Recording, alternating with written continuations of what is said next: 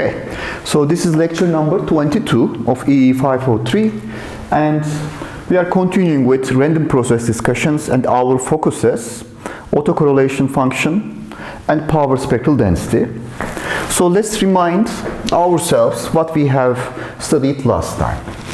So let's assume that I have a discrete time random process x of n. So I know that this is wide sense stationary. So this is processed by h of n, okay, an LTI filter whose impulse response is h of n.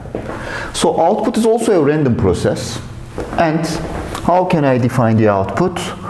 Well, I can not define but describe the output as in terms of its moments, the mean value or the mean function of this process, autocorrelation function of the output process, etc. So last time we have studied this, and we have learned that this is also wide sense stationary. Okay? Okay, that is good. So if I know that the input process has autocorrelation Rx of k, so let's remind ourselves, this is x of n, x conjugate n minus k. Okay? So this is function of only the lag, sampling instance distance, because this is wide sense stationary. Okay. Now the issue is output process is also wide sense stationary. So I can define Ry of k similarly. But what I have last time derived is the following. If I know this input autocorrelation, impulse response, then I can immediately calculate by doing these convolutions output process autocorrelation. Okay? So assume that this is given to me, then output process autocorrelation is just a matter of computation. Since it is wide sense stationary, I'm sure that this will be only a function of lag. So these are all one-dimensional convolution operations. Okay. What else? Well, again, we have defined this time dt F.T. Okay. And we have defined the following. Power spectral density.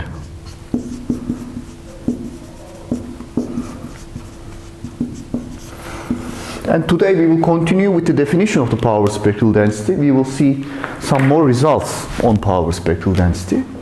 But assume that you don't know anything about this power spectral density, but you want to compute these convolutions in the transform domain, dt F.T. Then what do you have? So this calculation reduces to, very simply,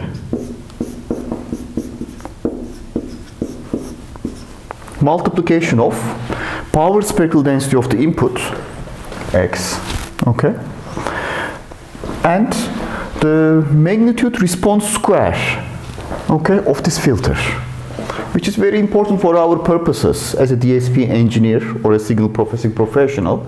So one of the main tasks is designing such filters, let's say. So this can be a low pass filter, high pass filter, etc. So I know this frequency characteristic. So it's called magnitude response. So this is the magnitude response square, second power. So by doing this operation, I'm getting output power spectral density. And if I know how to take the inverse discrete time Fourier transform, I have the autocorrelation as you see over here.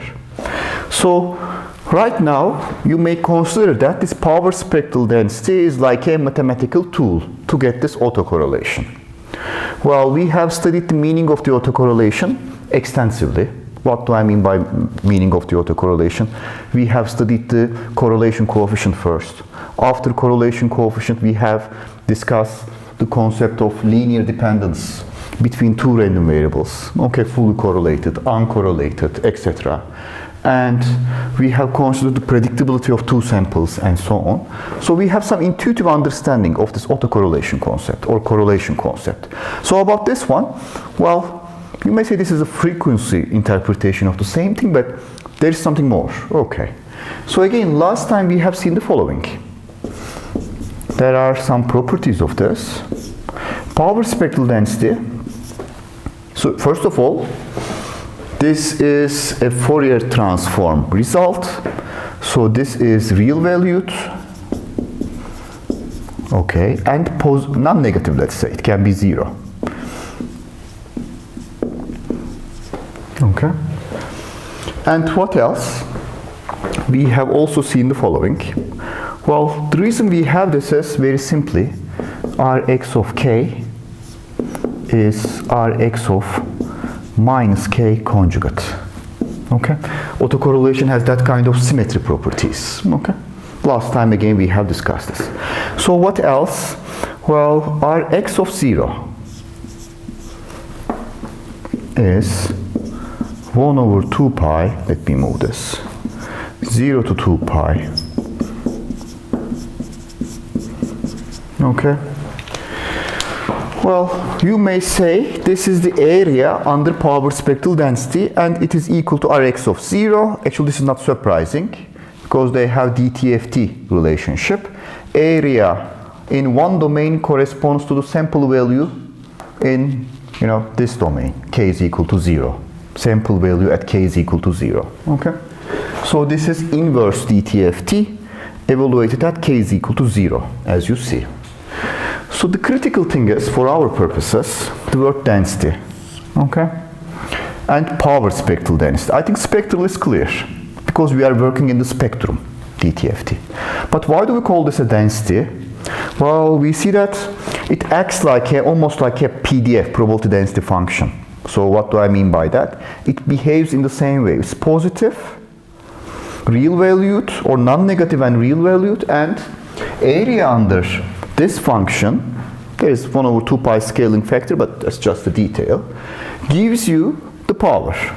So this function, as we will be seeing immediately, gives us the distribution of the power, total power, across the spectrum. Okay? So last time I have sketched something like that. Assume that I have a process like this. So what do you say? This is a process whose total power is, so this is the power spectral density of this process. It repeats itself. This is the omega axis, 0 to 2 pi. So the area, this black shaded part, is this, okay, times 1 over 2 pi is autocorrelation lag at 0. If process is 0, mean this is the variance of the process. This area with 1 over 2 pi factor becomes the variance of the process.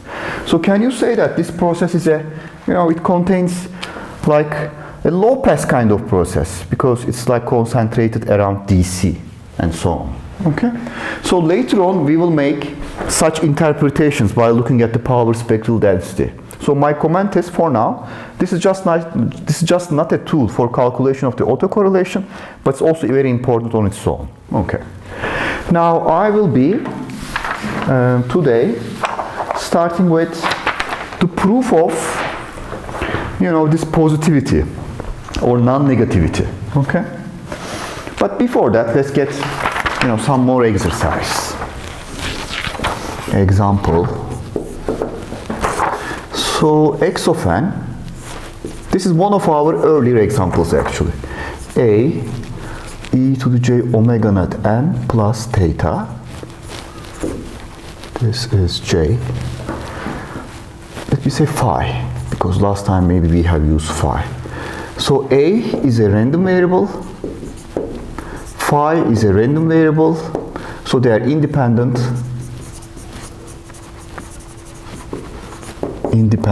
random variables. This is also random. So last time we have studied this. Then let's say find Sx. So this is a well-defined exercise. Power spectral density of x. Okay. So let's see solution. Please check your notes. This is the example that we have called maybe random phased sinusoid. Okay. So Rx of k for this one is expected value of a magnitude square e to the j omega naught times k. Okay. That is it. So if this is something that we have previously derived. Now, just applying our DT/FT knowledge, very easy. Now you can say that, what is the DT/FT of this?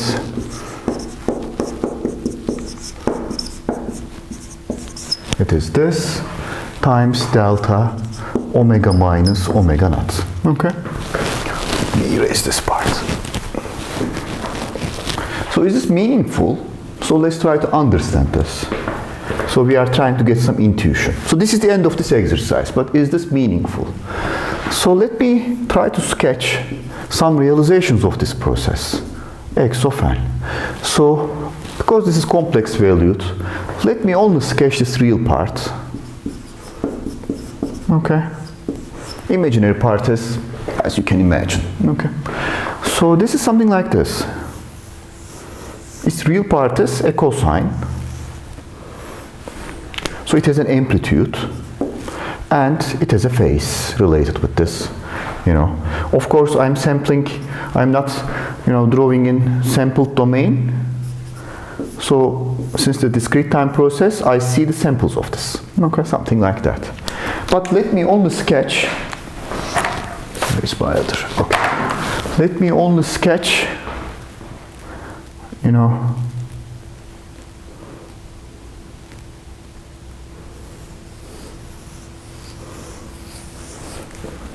the continuous function, because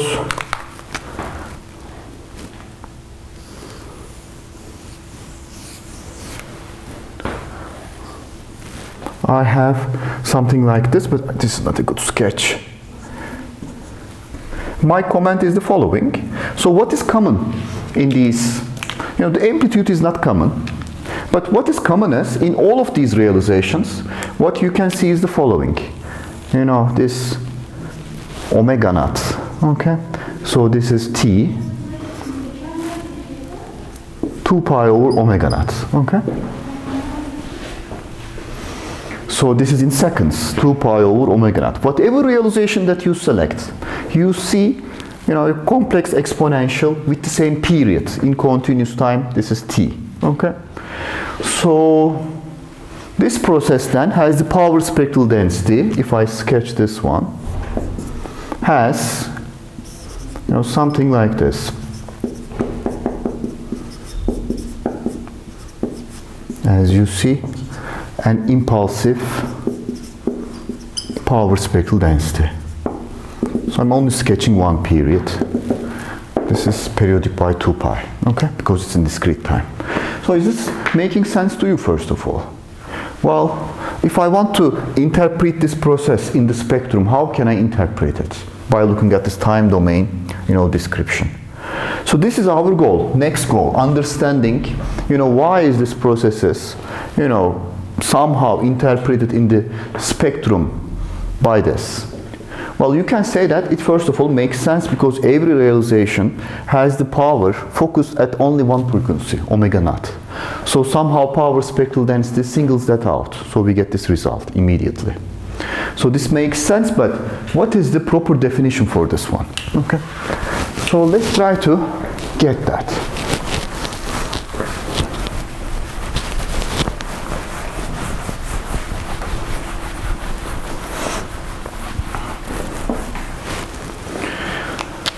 So let me see. So this is proof of Sx e to the j omega is greater than or equal to 0. Okay. So let me see. Let's have a filter h, let's say epsilon e to the j omega with magnitude spectrum.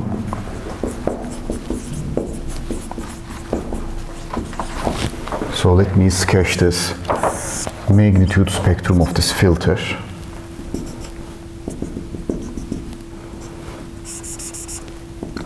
So it's a bandpass filter, omega naught. So this is 2 pi, let's say. Okay, so this is the bandwidth of the filter, which is of, let's say, support epsilon. And pass band is defined with this gain. Okay, but please be careful. This is filter's magnitude response square. Okay, so I have a filter like that. It's an ideal bandpass filter, as you see, and this again periodic, as you can imagine. So let's say that I have constructed such a filter.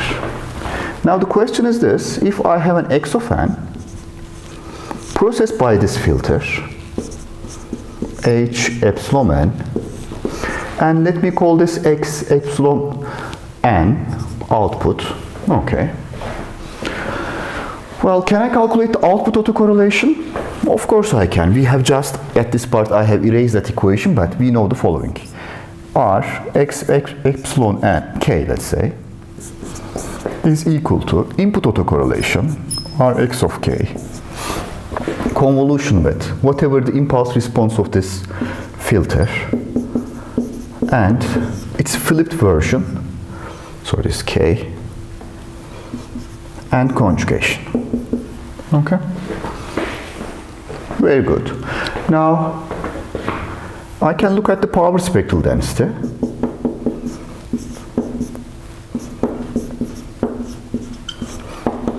So this is what? This is input power spectral density times this. Let me also erase this. So this is my, let's say, filter with bandwidth epsilon. Okay? Epsilon can be any number. It can be large, small, etc. It's just a number, let's say, for these purposes. That is it. So this is something that we have derived earlier. Now, can we do the following? Well, can I calculate, let me write this. This is, let's say, a zero mean process. The mean is not very critical, as I have said many times, but let's assume this is a zero mean process.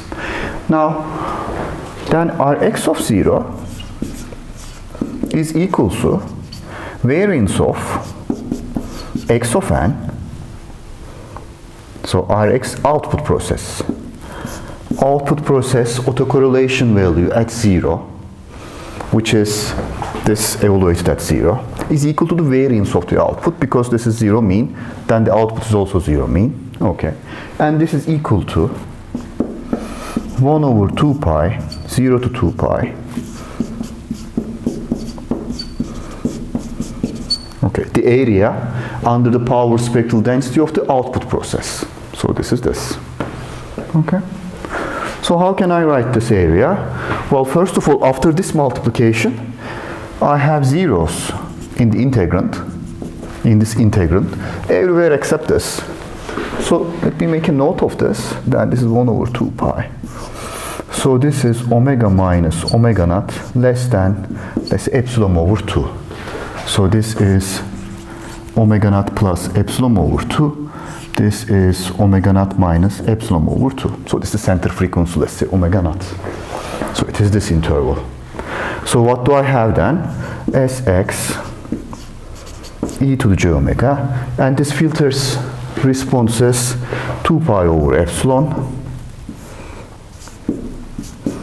d omega. Okay. I have something like that. Now, I'm claiming that for small epsilon. Now, let's say that this epsilon is a small quantity. So what is going on? If this epsilon is small, then in this integration interval, so this is just a very short duration of integration, short support integral, then you can evaluate this integrand, which is this, by the value of this function. Okay? So the value of this function is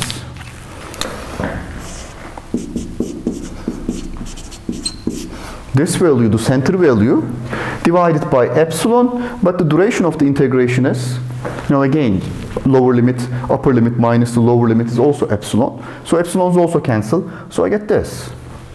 Okay? Now, since this is the variance of output process we have calculated, clearly we see that this is supposed to be, it cannot be negative, greater than or equal to 0. Okay? So this is our first result. So this is the proof of, this is greater than or equal to 0. Because if, let's say this power spectral density, on the contrary, let's say that it's positive but it's negative at a point, then you can construct a very narrow filter over here, then you would be getting a negative variance, isn't it? So this is the power spectral density. This is 2 pi, let's say. But in this interval, it becomes negative, let's say. Then you can construct a bandpass filter. You can only pass these frequencies. Okay? Then you'll be having a negative variance. So it's not possible to have that, because variance is always positive. And we see that this power spectral density, well, indeed, it has to be positive. But in order to derive that, I have to use this, filtering relation. Okay. Very good. So this is not only a proof, but let me write also, some interpretation. Let me use this part also over here.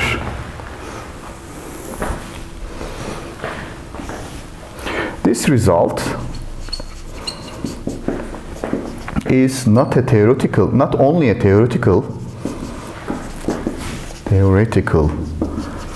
result of importance,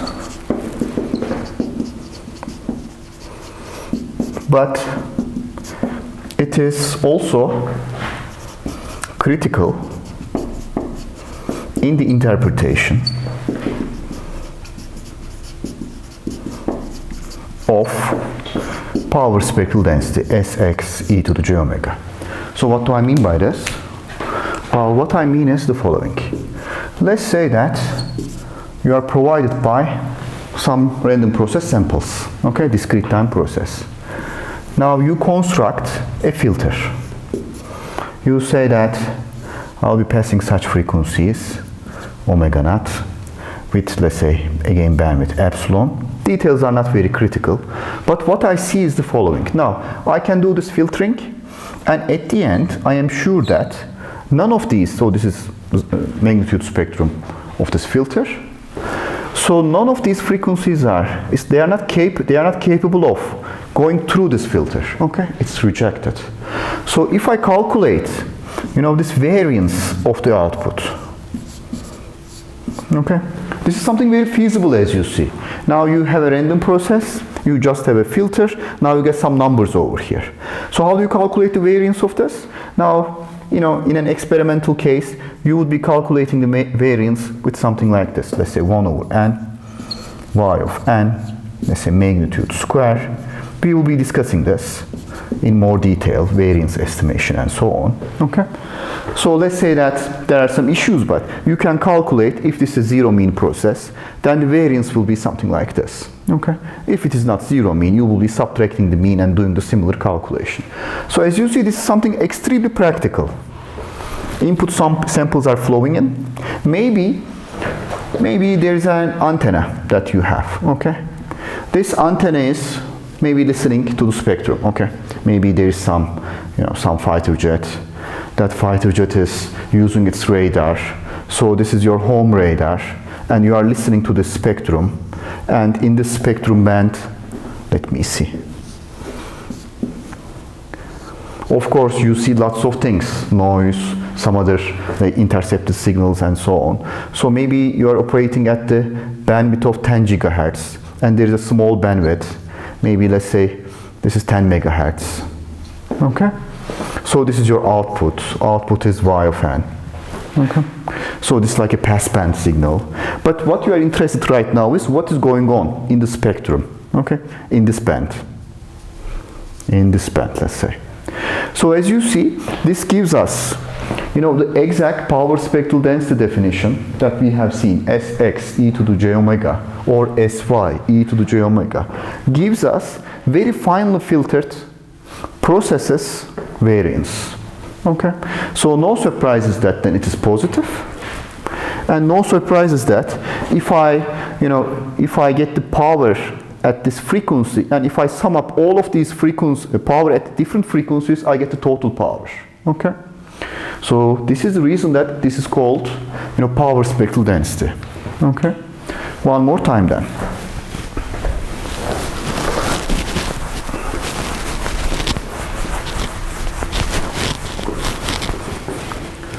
So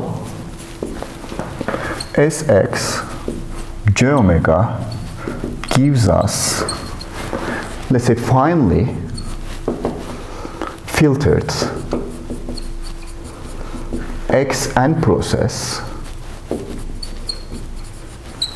output variance. Okay. Finely filtered means epsilon is small. It's exactly like this. And no surprises. Of course, this is variance. This is real valued and non-negative. No surprises, I have that. Also, again, no surprises. Because, at least intuitively it makes sense. If I move this filter towards left, towards right, do the same operation, I can calculate the power at different bands. And if I sum them up, this will be the total power of the process. No surprises. The area under Sx e to j omega gives us the total power of the process x of n. Okay. Again, this makes a lot of sense intuitively and also analytically. Now, if I look at this one, this example, assume that I'm inserting one of these realizations in. Okay, there are discussions about ergodicity that we will see later on, but let's make an experiment like that. You insert one of these, that's a blue one, inside of this filter. If it is in the pass band, okay, you get some power reading. Okay. If it is not, you get a 0. So since this is, a single tone, clearly we see that we have a power spectral density in this form. Okay. So in an experiment, let's say, again, this is a radar system. This is the intercepted signal, green one, blue one, black one, etc. So this is the way you interpret. You say that I have such a process, and at the power spectral density, meaning that I have a, let's say, a variance meter, which I, change its center frequency of this variance meter. Okay. So this is equal to the power spectral density. So I see a very large amount of power over here and nowhere else, no power for this process. And it makes a lot of sense for each realization. There are issues like ergodicity and ensemble averages, but we will discuss them later on. Okay. This is maybe a little bit more, just a little bit more complicated. Okay. So we have seen the interpretation of power spectral density, like this sentence says so. And this is important to keep in mind. What else? Well, I want to write some important facts.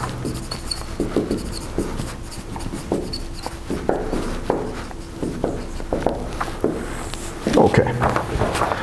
So if I have an autocorrelation sequence, Rx of k, so this is a valid autocorrelation sequence. So what do I mean by a valid autocorrelation sequence? As we have just said, for example, the zeroth leg of this should be positive or non-negative. The reason is it corresponds to, variance, isn't it? So there are other cases, like these are not, these are just necessary conditions. So it has to satisfy this. Okay, this is called the symmetry or Hermitian symmetry condition. And Rx of 0 in magnitude is greater than or equal to Rx of k magnitude for all k. There are many issues like that. I can write, infinitely many. Okay, but all of them, as I have said, they are necessary. It has to satisfy this, it has to satisfy that, but there are so many others. So, but this is if and only if statement. So if I have a valid autocorrelation sequence, Okay. Then Rx matrix should be positive semi-definite for all n. So this is, let me write n by n for this one. N by n autocorrelation matrix. Okay. So this is an if and only if statement. So what is Rx matrix? So this is expected value of, let's say, okay, let me have 3 by 3 case. X of,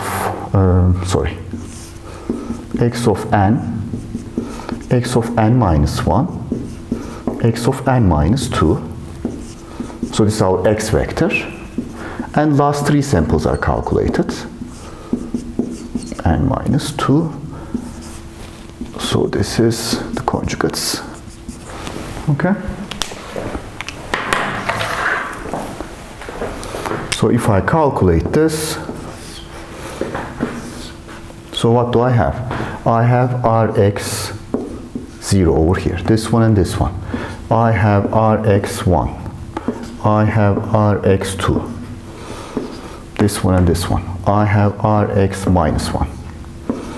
Rx0. This one and that one. Rx of 1. Again, we will spend some more time on this later on.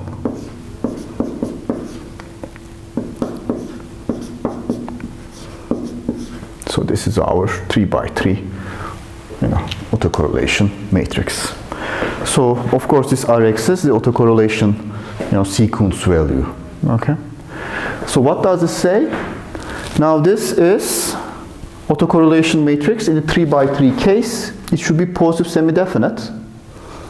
Okay, we have seen this autocorrelation matrix should be positive semi-definite, but not only for 3 by 3. It should be valid for all n by n. And if this is satisfied, then your autocorrelation sequence is valid. Okay, nice. Okay, well, that's good to know. At least I can say things, I can prove whether, this is a valid sequence or not. I'm not proving this, but we can think about it later on. So this autocorrelation matrix, because of this, it has also some symmetry features, but we will discuss them, Hermitian symmetry, in more detail later on. We have already discussed some of it. So what else? There's another if and only if statement. Sx e to the j omega is greater than or equal to 0 for all omega. Okay. So, very interesting. This is very easy to check because power spectral density being positive is just somebody gives you an autocorrelation sequence and you don't know whether it's a valid sequence or not. But if you take the DTFT of that and if it remains non-negative at all frequencies, then you say that it's a valid autocorrelation sequence. Again, intuitively, I'm not proving this, intuitively this makes sense because at every spectrum part I see that this is acting like a process, okay, expectedly, then this seems to be okay. So again, we can prove this, but let's accept this for now. Okay. Yeah, by the way, their proofs are not very difficult, but let's accept this as some useful information or useful knowledge for now. Okay. So what else? For example, this condition. If you write 2 by 2 autocorrelation matrix, you have only this part of this matrix because you just only have this part. So if this submatrix, which is called the minor, okay, if this submatrix is positive semi-definite, so what do I have? Its determinant, okay, its determinant should be positive, and you see that its determinant is magnitude, well, it's this, square of this, minus the product of these two, okay? So if you check this, that should be positive when k is equal to 1, that is this case, okay? When k is equal to 1, R0 square is, well, the reason I have this, these are because of this property. They are complex conjugates of each other. If you multiply them, you get the magnitude square of this, let's say, okay? So this is already real, I know that. again from this, or this is variance as we have said. So for k is equal to 1, I get this condition which is embedded in the positive semi-definiteless check of the 2 by 2 case, as you see. Okay. Well, we see some hints of these, necessary conditions from these. Let's say this is necessary and sufficient condition over here. Okay. This is also a necessary and sufficient condition over here. So what else? Now, this is an example, again, somewhat interesting example from Papoulis. Papoulis is asking the reverse question. If I have a positive valued function or non-negative valued function, can I find a power spectral density for that one? And can I generate a process for that power spectral density? Okay. So this is the reverse question posed by Papoulis. So question is this. Given a positive,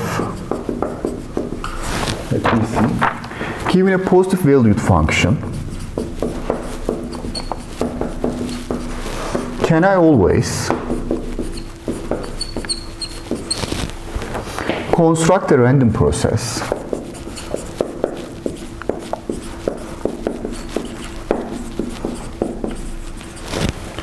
whose PST, power spectral density, okay, not positive semi-definite, power spectral density is that function. Okay. So here's an example to answer this. So the answer is positive, affirmative. Okay. So this is from Papoulis. Let me see. Section 1024. Let me write section. Page 322. So S of t. I have, let's say, A e to the j omega naught t minus r of t divided by c. Okay. So what is going on? So r of t is defined as r0 plus v times t. Is that okay? And c is speed of light, let's say. So what's going on? So this is our random variable. Now the question is, well, given f random variable v's density, we will find power spectral density of j omega. Okay. By the way, this is a continuous valued process. Okay, sorry. This is a process with continuous variable t. Okay, but there won't be much difference other than the Fourier transform will be the continuous Fourier transforms, not discrete. But let's try to understand this problem. The issue is this. Again, you may have a antenna, something like this. So there is a target over here. Let me show this target like that. Maybe this is a plane. Okay. So this plane is at distance r0 from you, at time t is equal to 0, let's say. When t is equal to 0, well, r of 0 is r0. Okay, this is this distance. So this is our, let's say, target. Plane is maneuvering, okay? So its velocity is non-zero. So you have some idea about this velocity. Idea means you know its PDF. Maybe the plane is approaching towards you, maybe it's getting away, okay? Maybe it's making a maneuver like this, and so on. So you have some idea about, maybe you have constructed this PDF from some earlier observations, okay? You have some idea about that. So you are sending, this is what called a continuous wave, CW waveform, to this target. Or this target emits a continuous waveform. And you are receiving it, okay? So of course there is a delay. Delay is distance divided by c, okay? the transmitted signal has a center frequency of omega naught. But this so this is, let's say, the transmitted signal. This transmitted signal, this part, arrives at this antenna location with this delay. Okay. So the issue is, now this V is random. If that V is random, what do I see? So previously we have solved a very similar example. This was like phi. Okay. So that was like a random quantity. And it was like random phase sinusoid example. So over here, so this velocity is random, but it's a little bit more complicated because of this T multiplication. V is interacting with, as you see, omega times T. So it's, it's a factor of T, you may say. Okay. So this random variable is a factor of T. So it's interacting with, you may say, frequency. Okay. Because of that. Well, that is the problem. Okay. Now, how do we start? Solution. So what we are going to do is, we will calculate the autocorrelation function. So let me calculate Rs of tau, which is expected value of S of t and S conjugate t minus tau. Okay. In continuous domain, we are using tau for the lag variable, but instead of k. Okay. That's our practice.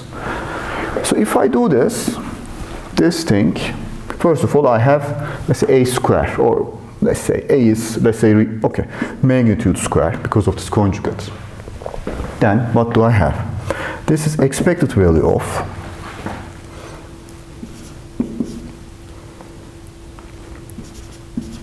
e to the j omega t, and I have the following, RT minus tau, isn't it? Okay, let me write this. E to the j omega t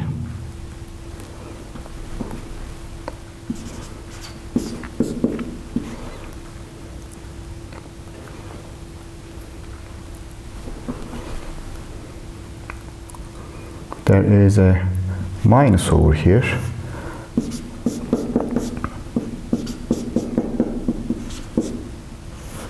Over C.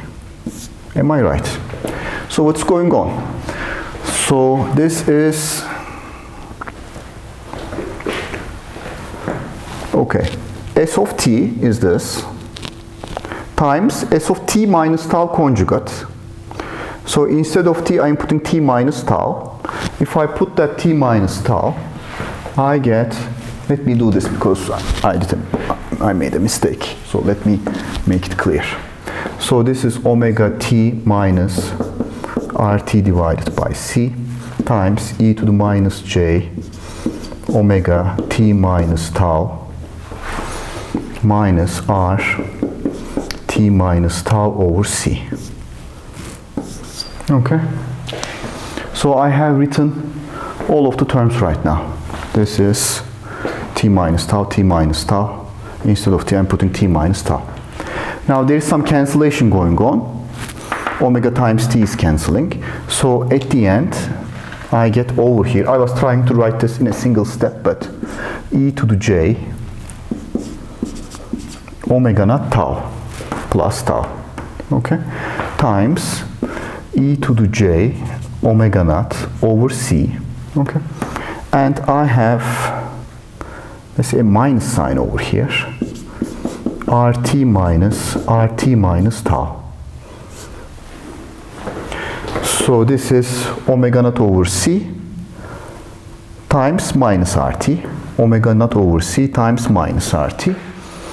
This is the same, but it's plus, okay, because I have this is the same as you see, okay. Now, inside of this expectation, the argument, I have such a thing. So where is the random variable? Random variable is in RT. So RT minus t minus tau, okay. Now this part is, I can RT t minus tau. This is V times tau then. Am I right? R0 cancels. This is V times t minus V times t minus tau. Okay. Or this is like constant. Assume that V is constant. So this is the a range that is traveled in tau seconds. If v is constant, v times tau. That is the meters traveled in so many tau seconds. Only this part, okay. If you just want to check it. Okay, now, very good. So I have at least achieved something.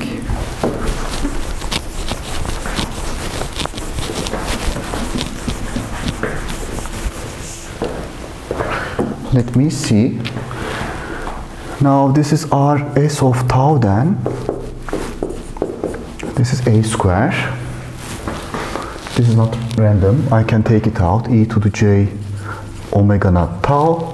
Then I have this expected value of, with respect to this random variable v, whose density I know. Okay. E to the minus j omega naught over c times, let's say, tau and v. I have something like that. Okay. So let me try to write this part only. So this is an integral of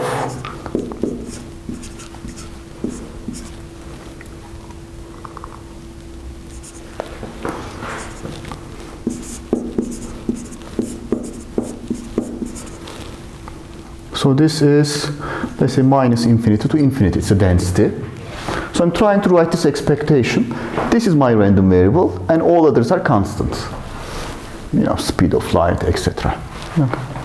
So this is the result of this integral. Okay. So you may say that I am done with this autocorrelation, but I need this power spectral density. I need to take its Fourier transform. But this looks almost like a Fourier transform. Do you agree? Okay. So can I call this, for example, if I have, well, let me move this j over here, and let me have a bracket like this. So this is a Fourier transform in which variable? So this is the v variable. So I'm integrating over v, and I'm getting this variable at the end, because there is nothing else. So can I say that this is like inverse Fourier transform of this density? Okay, but this transformation is from this variable to this variable. If I call this x, for example, it will be to this x. Okay, so let me write it like this. So this is equal to inverse Fourier transform of this density. So this is the reason that I have plus over here. Inverse Fourier transform of this density in the variable minus omega over c divided by tau. Okay, do you agree? So this is a Fourier transformation of this argument v to, let's say, x. Let me call this x if you wish. So this is x. Okay. If you wish, you can call this x. Okay. So it's nice to interpret this as like an inverse Fourier transform. The reason is, I want to take the Fourier transform of this one right now. So what is Sx? Sorry, S power spectral density of this? J omega. So this is the Fourier transform of Rs of tau. But from this tau variable to the lag variable to the frequency variable, isn't it?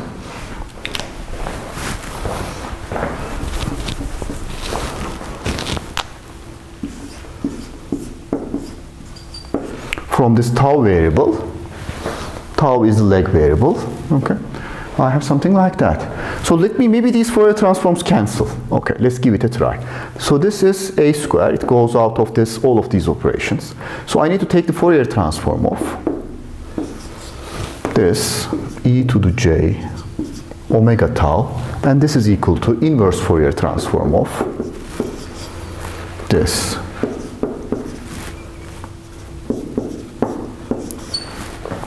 But the end variable is, or the spectrum variable for this case is this.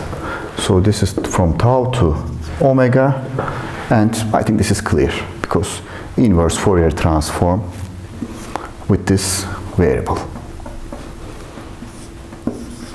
Okay. So can I calculate this one?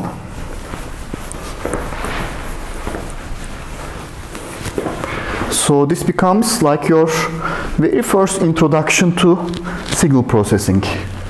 It's like Fourier transform properties, shift property, modulation property, scaling property, Parseval property, things like that, okay? Can you remember such things, okay? Let's forget about this one for now. Let's try to understand. Let's say that this is absent for now, okay? So how about this? If I have, I'm trying to understand this. This density, I take its inverse Fourier transform, okay? Just to be familiar with it, let me call this x of t, because you'll be familiar with it. Now I will be scaling this by 2. Do you remember such operation? This is x of 2t, okay?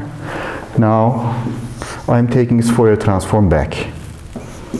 What happens to this original function? Okay? Do you remember? So if you don't like this, let me call this x of f. X of f, inverse Fourier transform. I scale by this. If I take its Fourier transform one more time. So am I getting this? I'm not getting that one, but I'm getting the following. X of, this is 2f, f over 2, times 1 over 2, isn't it? This is called the scaling property. Scaling property of the Fourier transform. So I have something like that. This function, well, don't worry about in the other domain. It is scaled and you are getting the function back to the original domain. Okay? It's exactly like that. So this is just a scaling operation, as you see. Okay?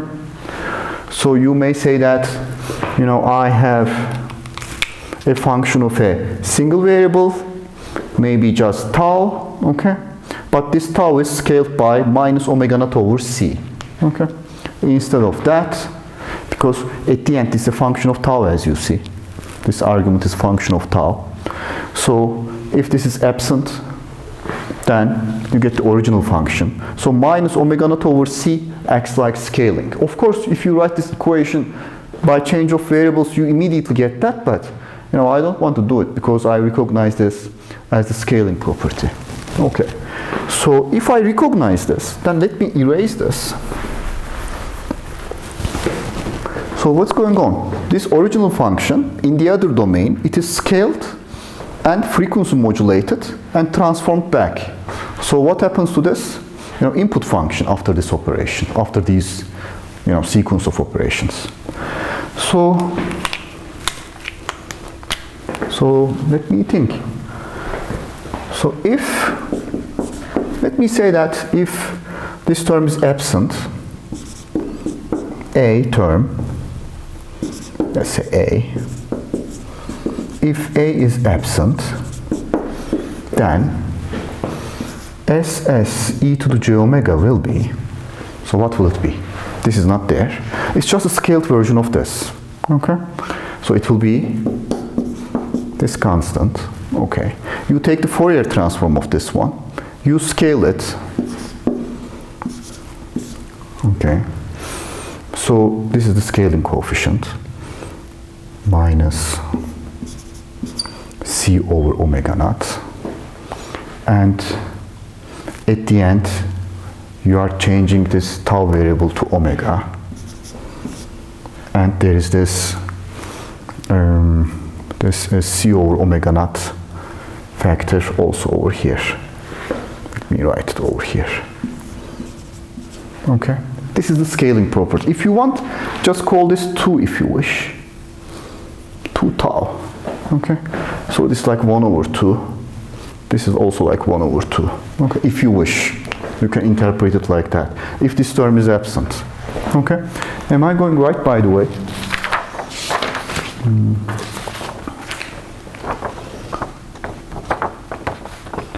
C over omega naught and so on. Okay, so this is negative, but over here I take the magnitude of this, so it becomes C over omega naught at this position.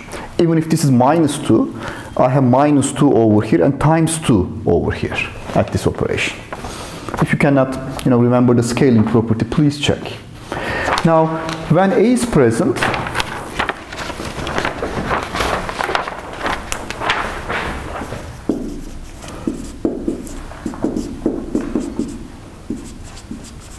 what happens? Well, this is, this function, frequency modulated. So forget everything that I have said previously. This is nothing but the frequency modulation. Frequency modulation corresponds to shift in the other domain, isn't it? So if you modulate, this is function of tau. Tau is the variable over here.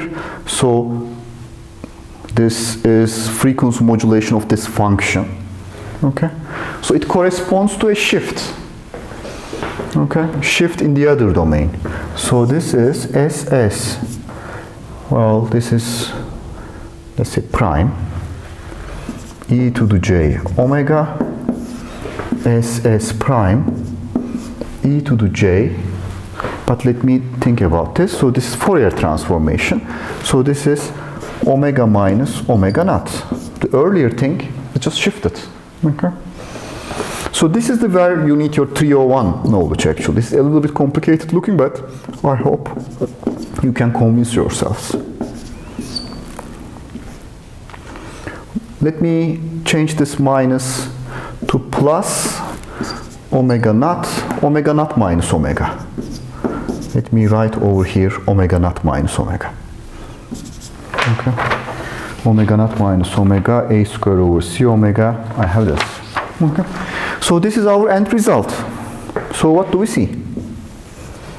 So this is the density function after, as you see, scaling and shift.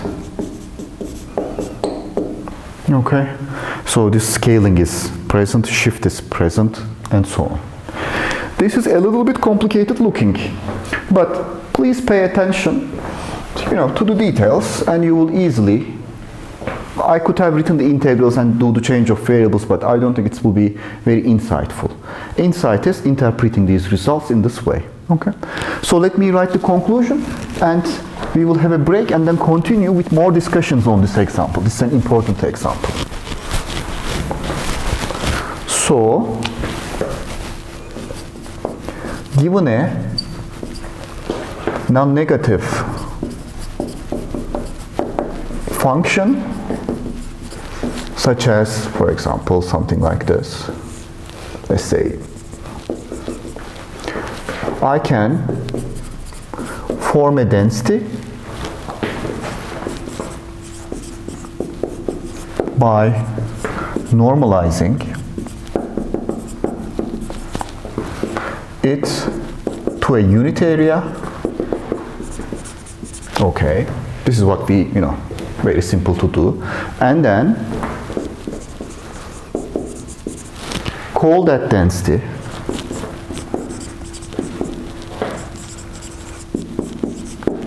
as Fv of v and insert in this example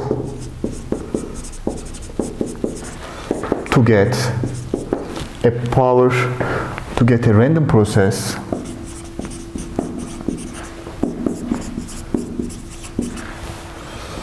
to get a valid random process, whose, okay, PSD, power spectral density, is, let's say, related with this, related with original function. So do you remember, this was our starting point, given a non-negative function this time. Well, maybe this has area of 5, but I can normalize it to unit area, so it becomes a density. Okay, then this generated density function can be this density, and at the end of this example, what we have seen is this. In this radar example, let's say, I have this power spectral density of this random process S of t, in this form. So the conclusion is, indeed, given a non-negative function, I can generate a process whose power spectral density is that non-negative function, or it's like trivially scaled version of it. Okay, so I will continue briefly after a brief break.